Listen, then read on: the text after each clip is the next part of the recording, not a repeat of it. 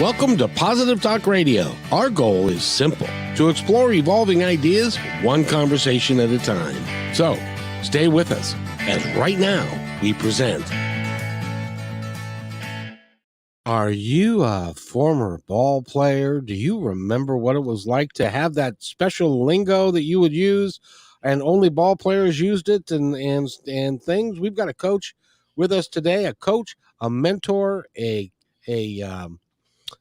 somebody and an author, and does some really cool things. And with both as a coach, where she was a Division One a women's basketball coach, and Division One is a big deal, by the way, if you don't know. And she's also an author, and she's uh, really works with people who really care about her, and she cares about them, and really does some great things with them. And her name is Julia Weaver, and she is right there. Julia, how are you today? Hello, I'm doing great. How are you? I'm dandy, thank you. And you just moved to a new place. I live at the beach now. I love it. Oh, very good. Now, are you a snorkelist? Do you snorkel or scuba dive or any of that? No, none of that. I rarely will probably even go into the water with all the creatures nowadays. I'm not very fond of that. Isn't it amazing when you look at maybe a drone or a helicopter up above, and you see these people in the water, and there's these big fish that are like swimming right next to them and right around them and stuff? It's amazing. More people don't have an accident out there. I know, right? Yes, it's true. I mean, all the kite surfers and all the people that I see way out in the ocean. I don't know how they do it, but all the credit to them. Well, just wear your number 50 sunscreen and go relax on the beach and enjoy them That's what I'm talking about. with a good book. Um, Absolutely. Speaking of good books, you've got a good book out that's been out just a little while. Tell us about it. I have, yes. I published in March of this year, so 22, not too many months ago. And it's called Hoop Speak. So you spoke of that earlier about lingo and language of the language of basketball. And so I took the language of basketball to explain leadership concepts. So I actually like to call it a leadership book with a basketball twist. That's with a leadership plot twist. That's how I have explained it to people in the past. And it's really a fundamental book. It's really for new leaders. Even veteran leaders will certainly find information in it, but it's a lot for new leaders to just get the fundamentals of leadership and leading and begin to develop their own strategy. So the subtitle is the X's and O's of leading through the language of basketball. So it's basically a guide, if you will. Well, and I'll tell you, leadership is something that very, very rarely is inherited or you just have it. It is a skill that, like anything else, it's a major skill that you need to learn and to be a good leader to get the results that you're looking for your organization and for the people that you're working with. And Absolutely. it's hard to be. It's Do you find that not everybody's cut out to be a leader? I believe that for sure. That I think people get put into positions a lot of times because they're high performers and they're not necessarily understanding the role of the leader and how to go from a peer, to a supervisor. And so there's a lot of challenges with that. And I think it takes a lot of letting go of your ego to be a great leader. I mean, I'll just be honest. And there's a lot of skills, like you said. There's so many skills, empathy and emotional intelligence and influence. There's just so many skills that a leader needs to be successful.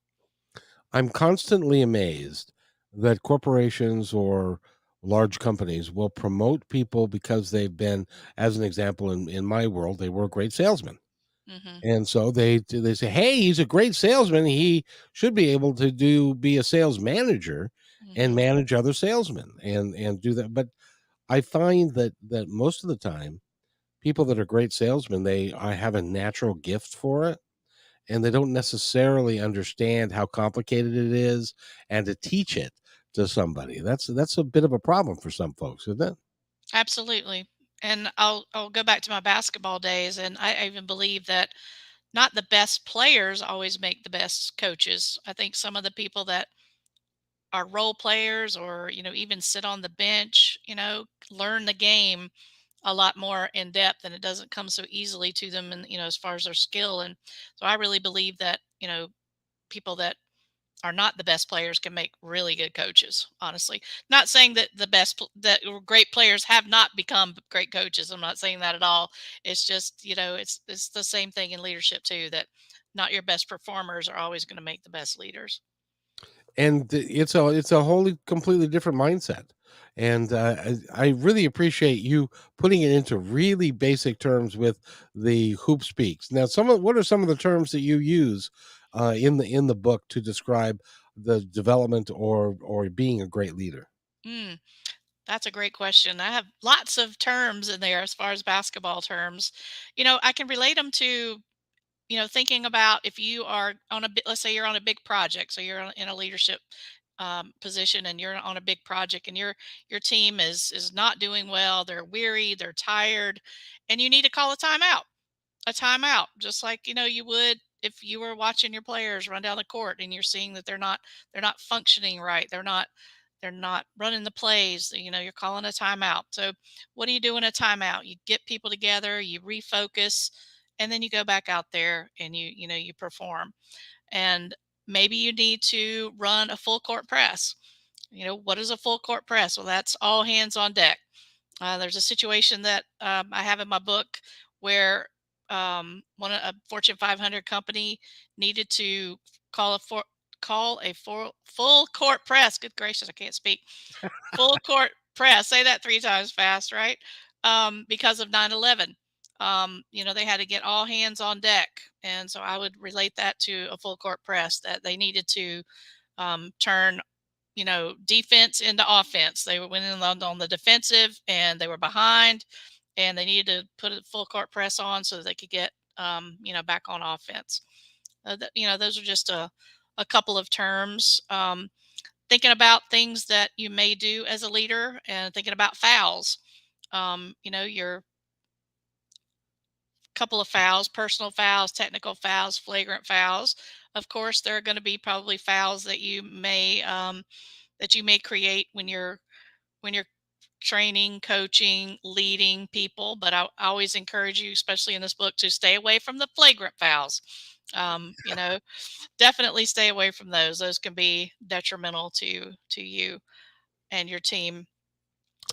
Well, and correct me if I'm wrong, but Mm, there's a certain style where you solicit the help and get everybody, organized in the same. It's very much like a basketball team where you've got 5 players, hmm and I heard one time, a long time ago, um, a player by the name of Spencer Haywood was playing for my beloved Sonics, who have now left town, and I don't know if you remember that name or not, but I don't. um, he was a power forward, and he was a very gifted shooter, and after the game was over, they lost this particular game. He scored 30 points, and they were interviewing a member for the other team, and they said, "Well, we don't worry about him because he's going to get his points. Our Mm, job is to keep everybody else from getting their points, and then hmm we will win." And that's exactly what they did, because they worked as a team to and they had a clear, concise goal of what they were going to do. And so they achieved that goal because they worked together at it rather hmm than it being a one man show. I'm, going to score my 30 points, and the rest of you guys are going to have to figure it out. So that's an important aspect of leadership, isn't it? Absolutely. Absolutely. I mean, goal setting is huge, and right now is a great time to be thinking about your goals. Everybody, there's a new year coming up, and this is a great time to start thinking about the kind of goals that you want to set for yourself. Do you want to be a leader? What kind of skills do you want to develop as a leader, to develop your team, because it is really about team development. So also in the book, I go through some components of what a team goes through when it's developing. It's a model. Maybe you've heard of Bruce Tuckman, the Tuckman model, forming, storming, norming, and performing. And all teams go through that, and it's a great thing to think about. Where's your team right now? If you were looking at your team, are you still in the forming stage? You're new. You're early in the process, or are you storming? And storming is good. I'm not saying that storming is a bad part. It's just a when lots of things are going on, and maybe you're not firing on all cylinders. You're not quite synergistic yet. So you're still working through some of that, and then you get to the norming stage, and norming is when you're really starting to gel, and things are getting easy. Conflicts are getting settled pretty quickly. The leader is not as involved in as much in that part. And then to the performing stage, where you're just a well-oiled machine, and everything's running. The coach is sitting down. If you think about a basketball, they're sitting down just watching the game going on. And then but you may go back to storming because, so a couple of your people got into foul trouble, so you have to go back to the storming stage. But it's all about like moving through those stages and not staying too long in one. So that's how your team develops. That's part of how a team develops. Talk about, in the development of your team, because if you're in the beginning stages, and what's the first one again? Forming. Forming. Forming. And you, for whatever reason, your turnover remains high. Mhm. There are some organizations that never get out of the forming stage because they can't keep good people. Is that true? That is true. That is very true, especially right now with lots of I guess layoffs, and the great resignation, I guess they call it. And there's a lot of that is happening where they're not getting past that stage where they can get their team formed. So you might want to think about getting in smaller teams so that you can at least take some of your performers, or some of your people, your players, I'll say, or associates, to get them through that stage so that they're not stuck in forming, because you're not going to get much work done if you continue to stay in forming. It becomes a self-fulfilling prophecy. Mm, Because you can't grow in your expertise as a team if you're, as an example, if you're playing on a basketball team and people keep quitting or get hurt, and you have to bring in new people, and you kind of restart every time you have to do mhm. that. Absolutely. The same kind of concept, every year when teams lose their seniors, or they lose players to go to the NBA, or people get hurt, or whatever it is, you do have to start over again. And the new freshmen are coming in, they've got to learn the system. Same thing in business. The same thing in, an organization. They've got to come in, they've got to learn, the culture, they've got to learn the organization. All of that happens. It's just a matter of the team helping the leader, and the leader guiding the team and guiding the people through those phases. In your work, I know you talk with executives and CEOs and people like that. How do you talk to them about the culture that they may be creating, either on purpose or inadvertently? You, we talk a lot about culture because I think culture is extremely important, and what they've got to be aware of what type of culture they are creating or not creating. I mean, it could be, both sides. Are they creating a safe environment, for people to speak up, for conflicts to happen, and for people to, you know, figure those out on their own, and for the team to, figure that out as they go through that, maybe that storming phase. And, it's important to know what their culture looks like, and then what they want it to be, how they want it to be. Um, it changes your strategy. There's I quote Steve Drucker in my book. Culture eats strategy for breakfast. You can have the best strategy going on, but if you don't have the culture to go along with that, then you can forget it. It's Peter Drucker. Sorry, not Steve. Steve, Peter. Sorry about that. It's okay. That's okay. So how do you create a positive culture? I think through engagement, Lots of engagement. I think that is huge for, and a matter of fact, I think it's one of the, I use it as the triple threat, the triple threat position in basketball. I think it's a huge component of a great leader, to have the ability for engagement and to get everyone on your team engaged. So finding different ways to get people engaged and having one-on-one conversations and not forgetting about those and keeping people informed and communicating when things are going great, but also communicating when things aren't going as well as they could be. I think that's huge for creating the culture that you want. And the culture that you want is one where it's inclusive and everybody is it feels a part of the team and feels important because now I know that you know this that um, they do surveys all the time about employee satisfaction Hmm. and pay is not anywhere near the top of what drives an employee to be satisfied. Right. Like inclusiveness, being part of the team, feeling like they're making a difference, all of those things, those are emotional things rather than going to and getting your paycheck every other Tuesday or whatever it is. Absolutely. Yeah. So yeah, benefits and pay are not at the top. Having a good manager is at the top, or having a good leader is definitely up there.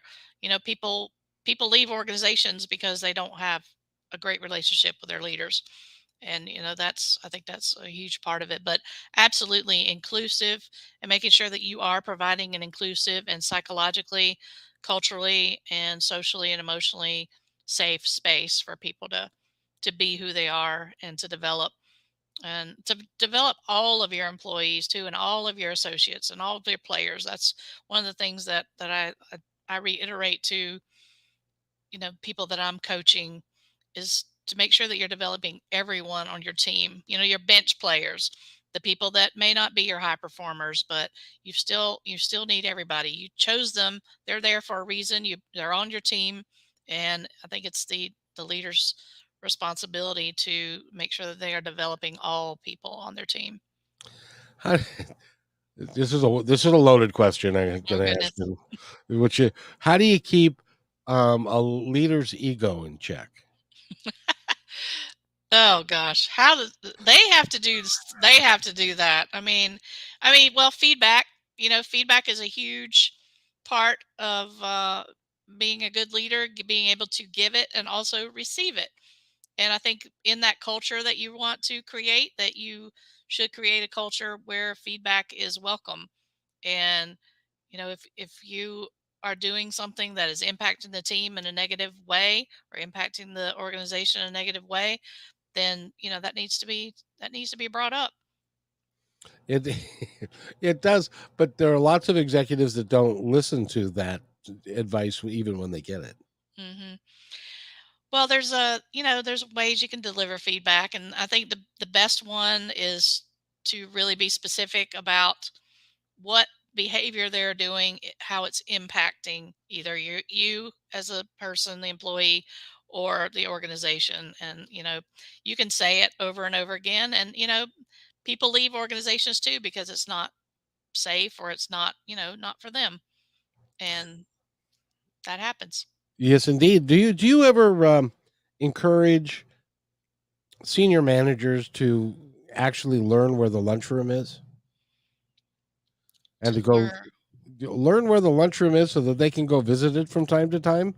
Because because it seems to me that the best way for people to recognize that we're all just people and we're all trying to do the best we can is to sit down and have lunch with people or when they're in their off time and to take some of that criticism because there are companies that have got to that everybody's got a employee suggestion box. Hmm.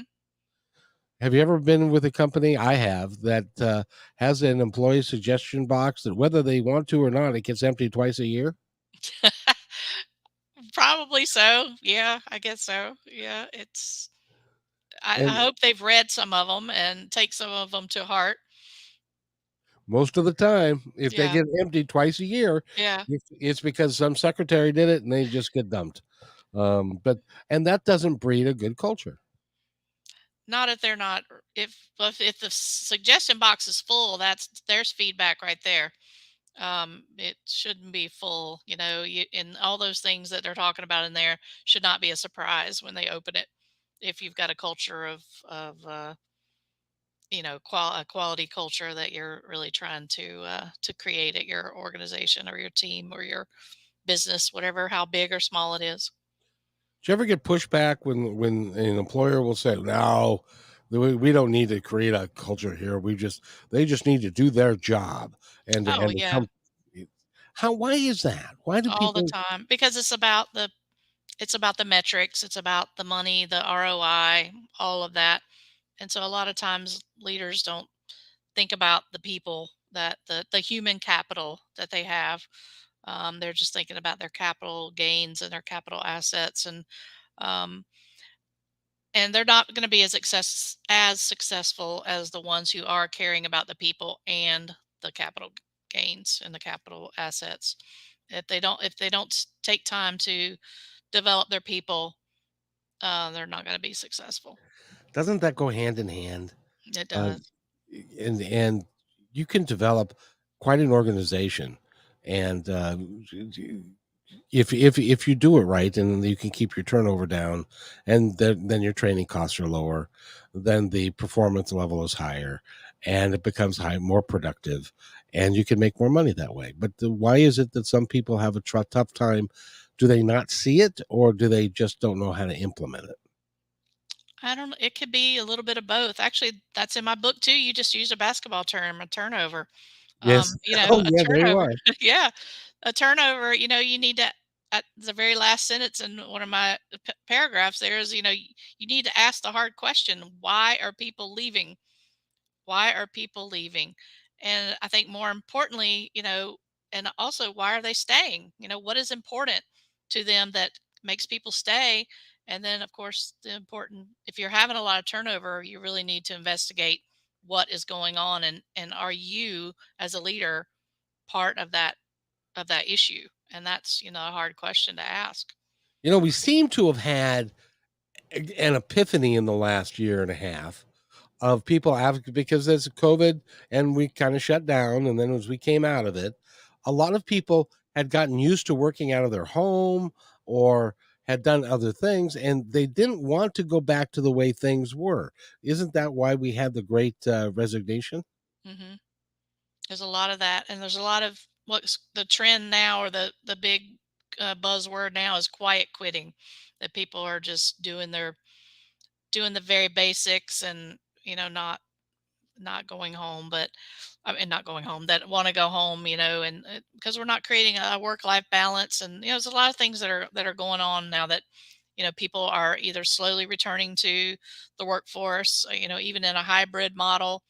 And I think we learned a lot though from people being remote, and actually, because I feel, because I was a part of this, is that they found a lot of efficiencies when people went remote. And so I think that's part of the reason why there's been some of the layoffs, is because finding those efficiencies with people being remote, definitely helped the organization, but then they had to get rid of a lot of people.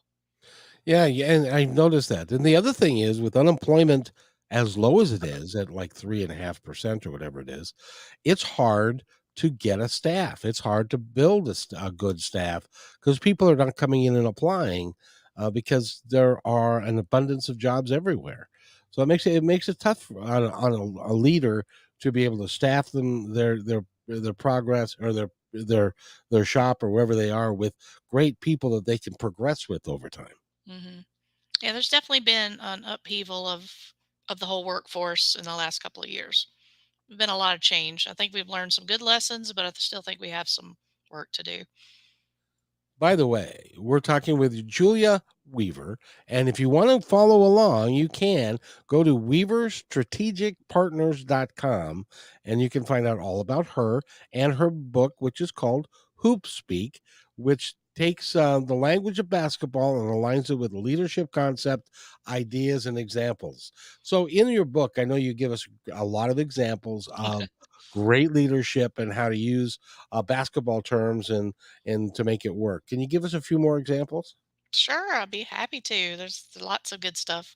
Um, you know, one of the things is an assist. Everybody knows what an assist is, and as a leader, or even as a teammate, you want to assist other players and help them score. And I would always tell my players to always throw a pass that people can catch.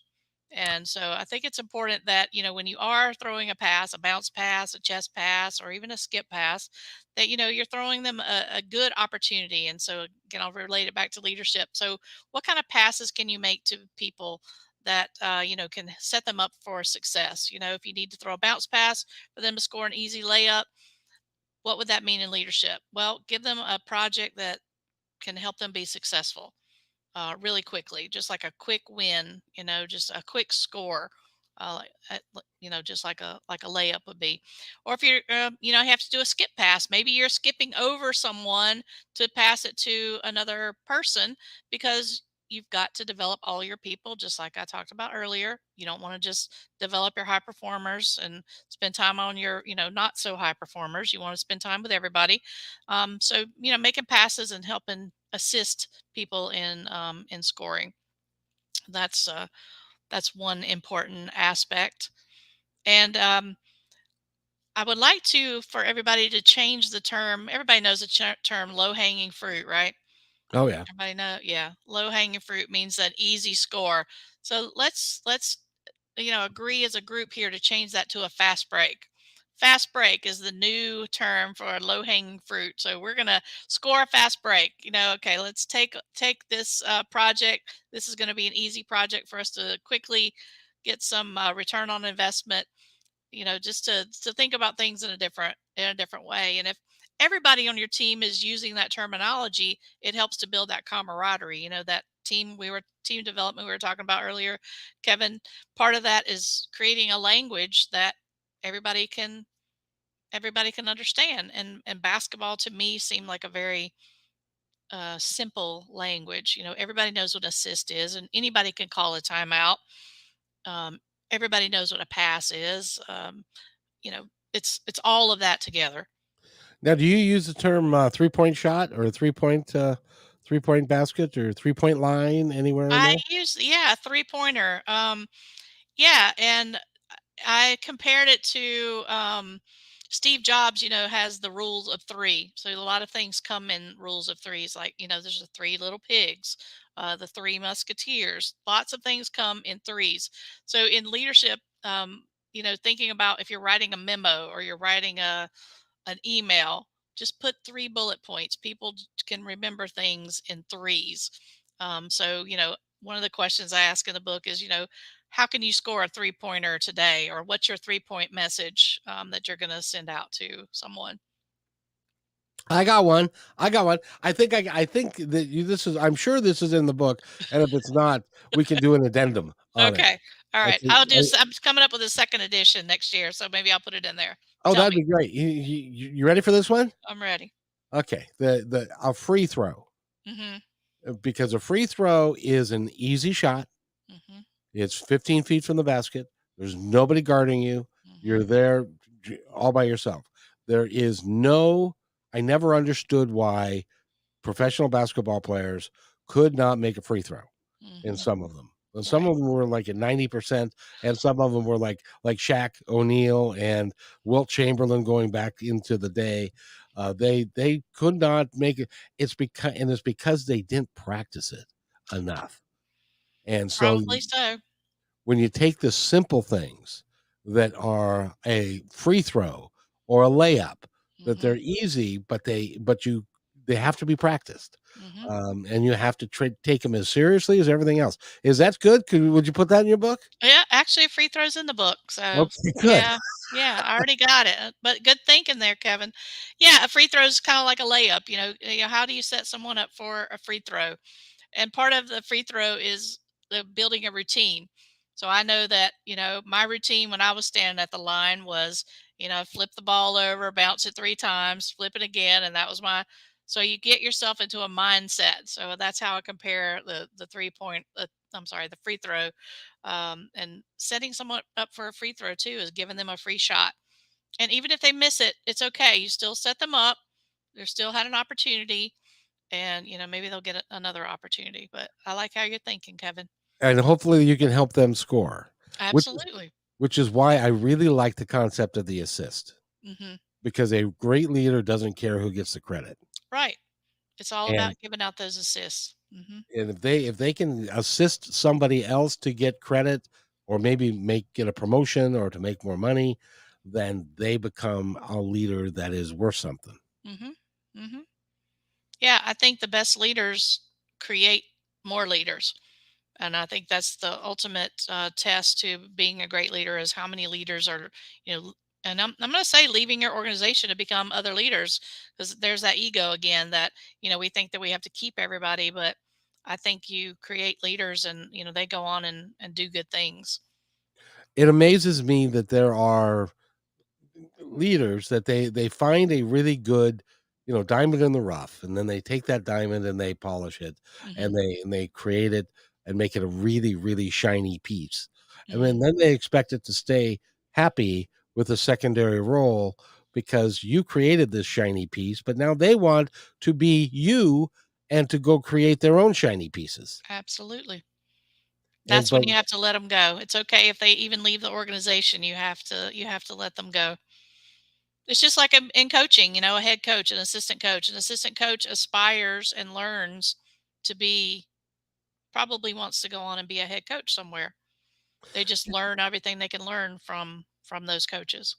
did you ever run across an assistant coach that basically said, "No, I'm real happy being an assistant coach, and I really don't I have. want." Have you are they as effective as an assistant as somebody who's motivated to become a head coach? Actually, the person I'm thinking of is probably better than the head coach, but just aspired to not take wanted the responsibility of being the head coach, The if that makes slings and sense. arrows of having your name on the door brings its share of slings and arrows. Yeah, but just preferred that, behind the scenes, but knew the game better than anybody else and, you know, if they took over the program or took over the game, they would be great. It's just a matter of, just didn't want that ultimate responsibility, I guess. And And that's those okay. and those people in your organization are vital. Mhm. Because if the especially mid management and that kind of stuff, if they're happy with where they're at and don't want to be in the boardroom with the big guy, and they enjoy their job, then they can become very productive people. Absolutely. You can just find other ways to develop them, give them, maybe they want to develop a different skill, just developing more breadth, I guess, instead of depth and, going to hierarchy. They just, maybe they want a project management position or an IT degree or, something else. You still have to find ways to develop them though. So let's talk about Julia, shall we? Because I wanted wanted to ask, you were you went to college and you were a basketball player on the women's team, I and you was. played a lot, and you were a defensive specialist, and you were a or a small forward, what Mhm. we would call a small forward, or you call it a three position or whatever. Correct. And then you left school. You got out of school. Did you start coaching right away? Were you offered a coaching position right out of college? I did. Well, I stayed at UNC. I played at UNC, University of North Carolina, Greensboro, and I stayed there actually for 2 years to coach under the head coach. So I learned, as a player, and then I wanted to stay and learn more from the coaching side. And then, so after those 2 years, I did leave and go right into coaching. And where did you coach after that? I went to Cornell University in Ithaca, New York. That's right. And Cornell University has got some pretty smart people there. Did you get Yes. some egos that think that they're so smarter than all that? Oh, they're very smart. Absolutely smart. That that was very intimidating for me at first, but they were it was a wonderful experience. I loved being at Cornell. The very it was so different. I guess when I went to a state school and going to an Ivy League school was just, so much different, just the atmosphere and just the intellect of, not only the players that played with me and just the whole university was just a great experience. That would be, and I hear it's a beautiful campus too. Oh, I would say, I might be biased, but I'd say it's the most beautiful of the Ivies. And so you did that, and then at 5 years came, and you've been coaching for 5 years, and so then what did you decide to do after that? Mm. Well, I've got my master's degree while I was coaching at Elmira College, which is right there, just outside of Ithaca, and decided maybe there's something else out there besides basketball. And so I decided to move back home and just worked in retail for a little bit, actually, just to figure out what I wanted to do.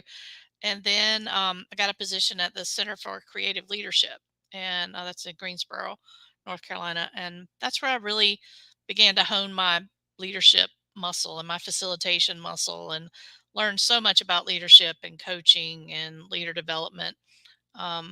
That's that was a great experience learning all of that. So that's why I put these two together. I mean, I had the basketball background and then I got the leadership background, and I thought, why not try to mash these together in this book? And that's really Well, where a lot of it came from. I think it's a really cool book, and it's easy to read, and people can understand the Hmm. concepts in it, and the concepts are very, very sound. And Fundamentals. It's all about the fundamentals. you Just talk, like, especially in basketball. I hmm. think I think basketball is more fundamental driven. Well, I can't really say that, but I just did, I guess. So, but it seems to me that basketball is very fundamental driven. It's Yes. repeat, and it's like wash and repeat, wash and repeat. Like you were saying, the free throws. You Hmm. do the same thing every time. A jump Hmm. shot. Is that in your book, by the way? Jump shot?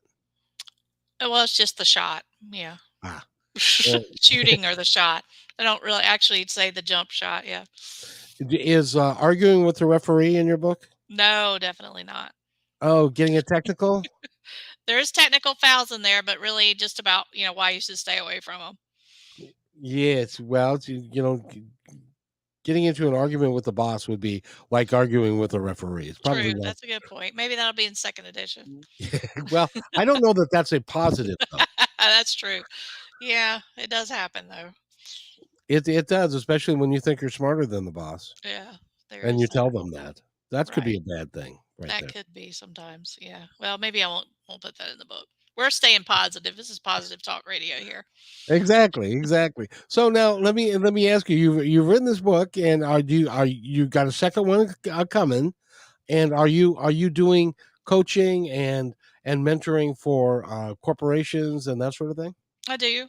My Weaver Strategic Partners is my coaching business, so I do coach leaders. Do facilitation of different types of training, different I guess programs, and I also am developing some programs out of Hoopspeak, where Hoopspeak would be the book that they get.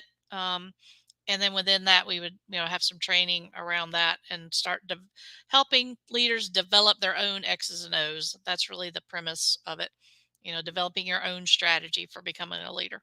Now, what does a facilitator do? I've heard the term, and I know kinda, I think, but what in your world, what does a Mhm. facilitator do? Well, there's a couple of things. I can facilitate, like, if you, like, let's say for your radio show, if you got your people together and you wanted to have a strategic planning session, but you didn't want one of you to lead it because you would be biased, or you would, not be able to handle the conflicts or whatever, that would be something that you might call in an outsider to do. So that would be something that I could do to help with strategic planning, help with team development. You have a new team and you want somebody to come in. Again, you don't want to. You want somebody else to come in, an outsider, to give to give some advice Unbiased and feedback. unbiased. And then there's also the facilitation side of an actual training program where you would, like, let's say I had a course on emotional intelligence. So I would facilitate that for people that were in my class or in my Zoom class or whatever. I'm the asking questions and promoting learning and putting people in groups and all of that. What is that? You just said it. What intelligence? Emotional intelligence. Yeah. What is emotional intelligence? Oh gosh, we could spend like 2 or 3 hours on that. I know. Well, There are books written about that. there Well, are I think libraries written about that. the emotional intelligence it was broken down into four different components, and but I think one of the most important ones is self awareness, and that's part of knowing what emotions drive you, how you are, how you interpret your own emotions and the emotions of others. So I think that's important for a leader to be able to do as well, to channel their own emotions, know their triggers, but also on the other side is knowing what triggers others. And I think a highly a highly qualified or a high level person with high emotional intelligence is going to be successful, especially as a leader. I have the toughest time with people who say, this is just how I am. And I know that I this about myself and my that this is what triggers me or that's what triggers me and if somebody who is younger than me tells me what to do or what and they say they understand their own emotional intelligence, but they don't because if it was counterproductive, wouldn't they change it? Hmm. Oh, well, they probably aren't as self aware as they think they are. Taking an emotional intelligence assessment might help them gauge where they are in that process, because it's not just about self-awareness, it's about managing those emotions. So when you have those emotions, how do you manage them? How do you manage those stressors? It's about relationship building, it's about social awareness. Social awareness is probably one of my favorites. It's like walking into a room and having really exciting news, but everybody there is blah, because they just heard something about layoffs or something, but you're excited because you got some new news. And if you're not reading the room, you're going to have a hard time convincing those people that we've got something exciting going on, because they've got blah on their minds. And so I think social awareness is like one of my favorites. That would be important. Yes. If you if you walk in and say, "We got this and new contract," and everybody's like, especially if like everybody's talking about that contract, saying, Hmm. "Oh man, did we screw up? We've got this contract that's going to be terrible for us, Hmm. and it's going Yeah, to be hard." And then the leader comes in and says, "Look at this contract that we got. It's going to be so exciting." It's hard to get people on board that way. absolutely. So you've got to be aware of what's going on in your with your team, and and that's going to take communication, that's going to take engagement. So all of those things that we've been talking about as far as developing as a leader. And asking their opinion. I found that when I would ask somebody their opinion, that raised their position in their mind with us because hey, he's interested in my opinion. Hmm. Um, Absolutely. because a lot, Yes. yeah, because a I lot. mean, Go ahead. no, I was just gonna say you want people on your team that are different from you, so they're gonna have different perspectives. That you want people that complement, the team.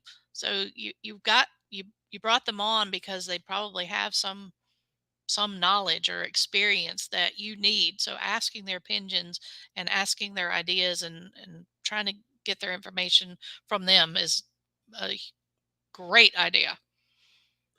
Do you ever recommend that a leader, even if they don't agree with an idea, if they get consensus from the group that they'd like to try it, that they allow it to go?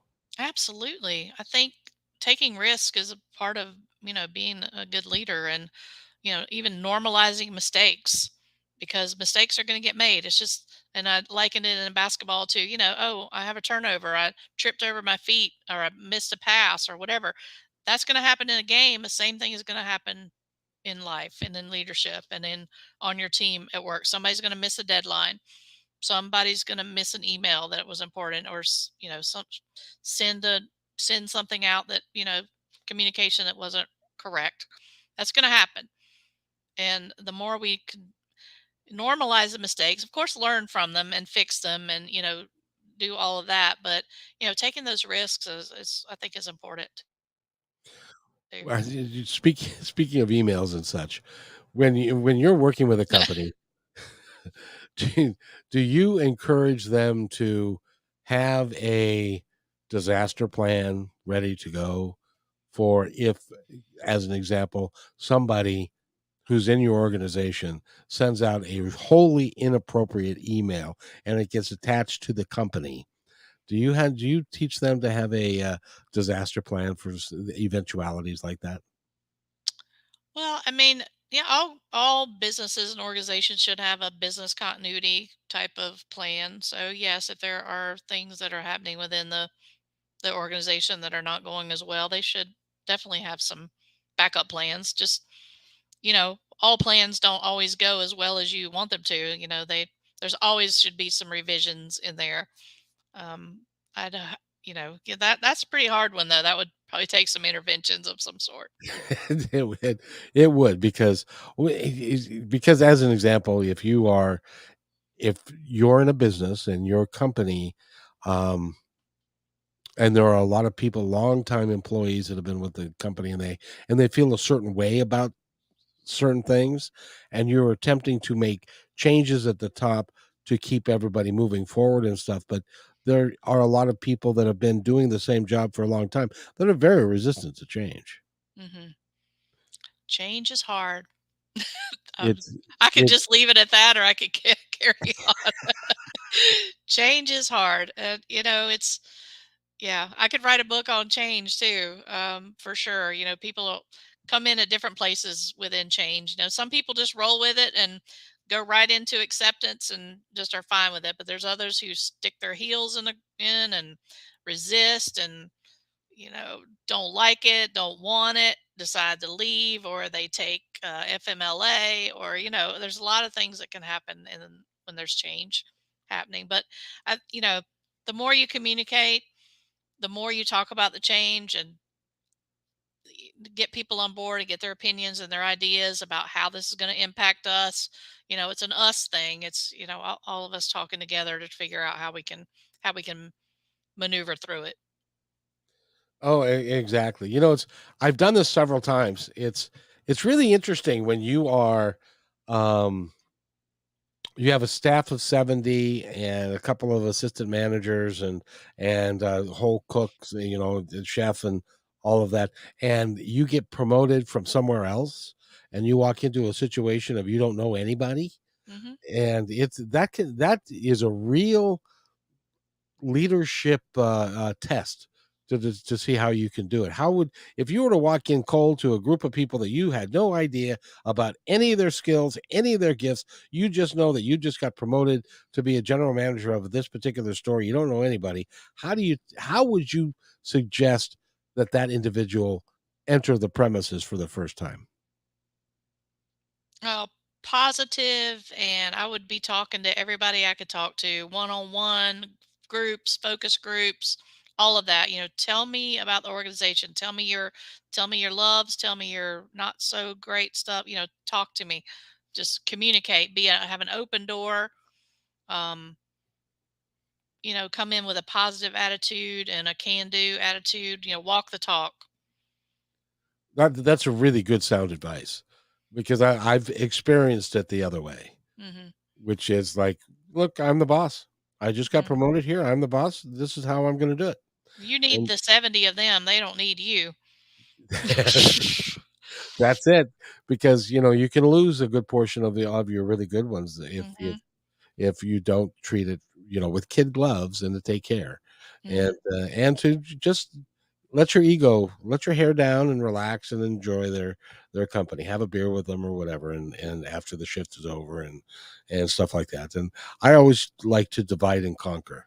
If you've got if you got a bunch of folks that are against you, pick some key people that you want to form an alliance with that will then have sway over the others. Does that make sense? You sound like Survivor. Yeah.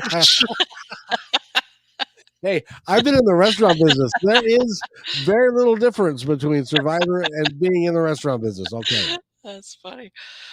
Yeah, I mean, definitely come in with definitely a positive attitude, and and socializing, and having celebrate the successes, celebrate the wins, and the losses, learn from the losses. You're going to have just as many losses as you're going to have wins sometimes, but hopefully the wins will outweigh. But yeah, I think you learn a lot from your losses, just as much as you learn from your wins. Oh, I couldn't agree more. I couldn't agree more. And by the way, Julia Weaver has been our guest today. And let's go over your information again so that people can go get Hoop Speak. And the X's and the O's of leading through language, the language of basketball, because we all love basketball. It's one of the national pastimes, so that's I great. think it is. Yes. Yes. Well, you can find it at your favorite bookstore. If you support a local independent bookstore, they can order it. You can find it on Amazon. You can find it at Barnes and Noble. There's a Kindle version or a PDF version. You can also find it on my website, which is weaverstrategicpartners.com. And yeah, and then of course I do have a coaching and consulting business, weaverstrategicpartners.com. You can find me there. More information. We could set up a discovery call, and or you can email me and we can talk.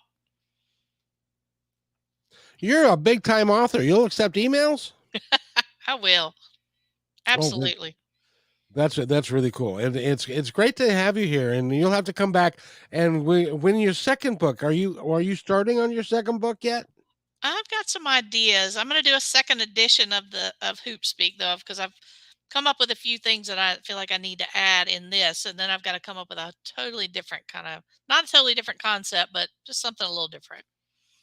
Well, I'm glad you will. And Thank you. I love I could sit here and talk about leadership all day because I think it's a art form that is not people don't understand how much of an art form it actually is maybe what I'm trying to say. Mm, Because a good leader is like gold, and but they're hard to find. mhm.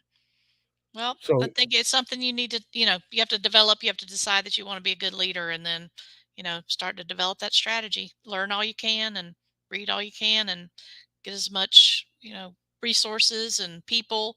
Learn from people. Learn from all your mentors and everyone who you can learn from.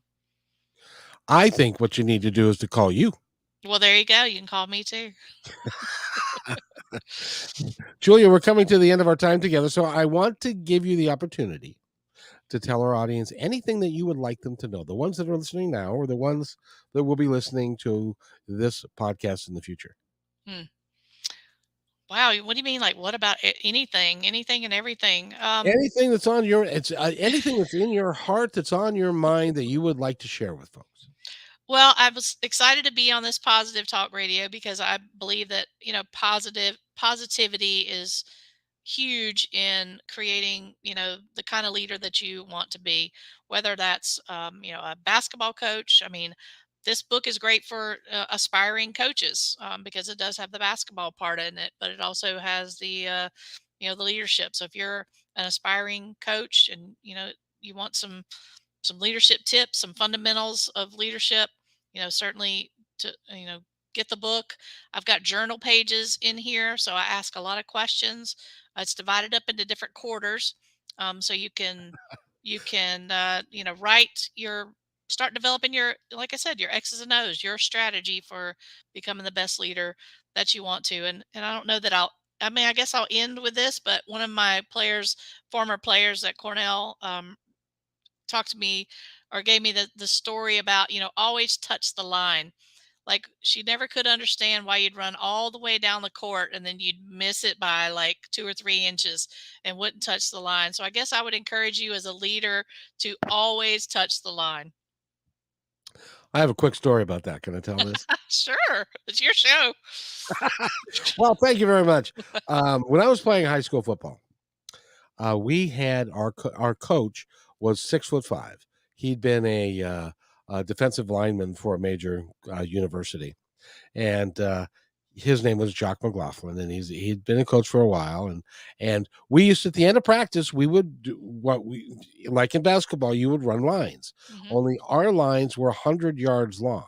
Mm. We would line up and we'd put our hand on the goal line, and then we'd sprint to the other goal line, and then we turn around and we put our hand on the goal line and we sprint back, and we do 7 or 8 of these depending upon how the coach was feeling that day and if they thought that we deserved more punishment. Mhm. And so there's this guy by the name of Denny Flagel. He was a backup quarterback, and we were getting ready to go at the line, and the coach stopped. There were 75 of us that were standing at the goal line from sideline to sideline, like, and we were all waiting, and he stopped the whole thing, Mm. and he called out Denny, and he said, "Denny, why was your hand 3 inches over the line? You're going to go 100 yards. 3 inches is not going to matter a thing. But what it does tell me is that you're willing to take a shortcut Mhm. whenever you can, and you're not willing to do the hard work that it's going to take for you to not be a backup, but to be a starting quarterback." And he That's went on. exactly it.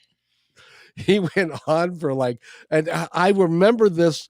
This was like in 1973, so this was like, this is like 50 years ago, and I remember it like it was yesterday, because it taught me something very valuable about life.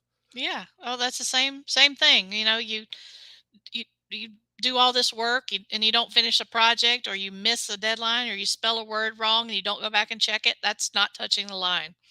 That's taking a shortcut. So I'm encouraging you to always touch the line. And make it a religious, not a religious practice, but well, a practice that you do all the time. Hmm. We'll say that, because it does breed you to do more of that Hmm. rather And than. others see you. That's that walk and that talk too. If these people start to see you take shortcuts, then they'll do the same. Your team will follow that. Yeah, and eventually you'll have a bunch of people that are going to be like, what's it's going to be 1 foot over the line, 2 feet over the line. Hmm. What is going to be acceptable at Hmm. one point. So it's got to be, no, it's Consistency. consistency, and it's the line. Thank you for Yes. reminding me of that memory. You're welcome. It, Well, thanks for your stories. I love them. it was a big deal, and so thank you so much for being here, and I really appreciate it. Go get the book, Hoop Speak, and you can go to her website, which is weaverstrategicpartners.com, and hire her to come work for your company. She can help you with the blind spots, and we all have our blind spots that we don't see, that can affect the professionalism and the productivity and the turnover rate and everything about your company that you're working for or that Mhm. you own. So sometimes it's helpful to have somebody come do that. Would you agree, my Absolutely. dear? I would agree with you there. Let's take a look. Let's talk. And very good. And you can go to do that by going to our website, weaverstrategicpartners.com, and you can, like, send her a message. Um, Absolutely. and that would be great. Again, thank you so much for being here. I've enjoyed our time together. Can we do it again? Will you come back? Absolutely, Kevin. I would love to. Thank you so much. I loved it. It was a great day. Great night. Well, I'm Awesome. still I'm at night. You're still in the day. Oh yeah, it's 7 o'clock. It's time for you to have dinner now. Absolutely. Yes. So thank you so much. Hold on right there, and I'll be right back. Okay. Hey, thanks for enjoying this episode all the way to the end. Please give us a like and subscribe to this channel. This has been a production of PositiveTalkRadio.net. Please visit our website, oddly named PositiveTalkRadio.net, for more details about us and our mission, which is to provide great positive programming designed to inspire us all. I'm Kevin McDonald, and I'm proud of these shows, and I truly hope that you'll like them and share them with friends and family. So on behalf of our entire team, remember, be kind to one another, because